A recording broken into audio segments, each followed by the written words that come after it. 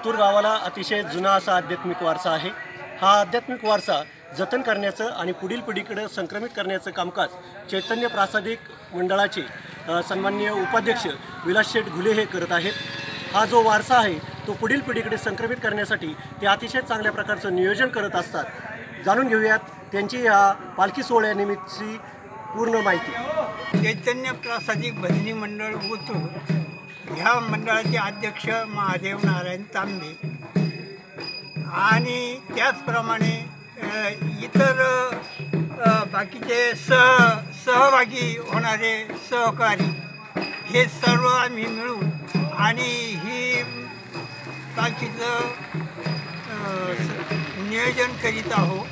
त्याला भरभरून प्रतिसाद मिळाला पाहिजे या दृष्टीने आम्ही जास्त पाऊल उचलित आहोत। सद्गुरू बाबाजी चैतन्य महाराज हा पालखी सोहळा आळंदीकडे रवाना होत असताना त्याचे अध्यक्ष महादेव नारायण तांबे, उपाध्यक्ष विलास कारभारी घुले, सचिव अनिल शेठ तांबे, आत्माराम मामा गाढवे खजिनदार आणि शांताराम महाराज वाकर व्यवस्थापक गेली 65 वर्ष हा जो सोहळा आहे हा आनंदाने पार पडत आहे आणि याला भरभरून असा प्रतिसाद मिळत आहे।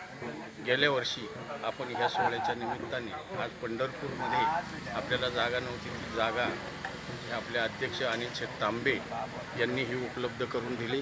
फार मोठी जागा सुसज्ज अशी बांधकाम अजून व्हायचे। अशा पद्धतीने हे ह्या माध्यमातून ह्या पालखी सोहळ्यातून ह्या असे कार्यक्रम आम्ही राबवत आहोत। माघ शुद्ध दशमीचा सुद्धा ह्या वेळेला फार मोठा कार्यक्रम होणार आहे। त्याच्यामध्ये मुकुंद काका जागदेवळेकर यांचं तुकाराम चरित्र ठेवलेलं आहे आणि हा पालखी सोहळा आता प्रस्थान झालं, उद्या प्रयाण होणार आहे। प्रयाण झाल्यावर पहिला मुक्काम नारंगाव, दुसरा मुक्काम पेठ, तिसरा मुक्काम चाकण आणि मग आळंदीत विसावणार आहे आणि बारस सोडून एकादशीहून द्वादशी सोडून ती डायरेक्ट पालखी आपली गाडीमध्ये ओतूर ह्या ठिकाणी विसावते। दुसऱ्या दिवशी त्याचं शेवट इथे चैतन्य महाराजांच्या इथे होतं। एवढी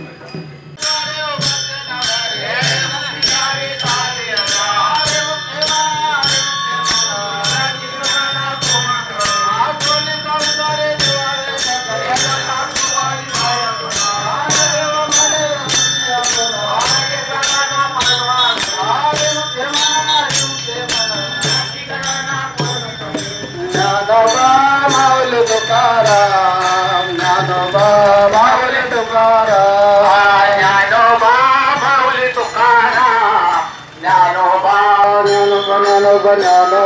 ज्ञानोबा माऊली तुकाराम,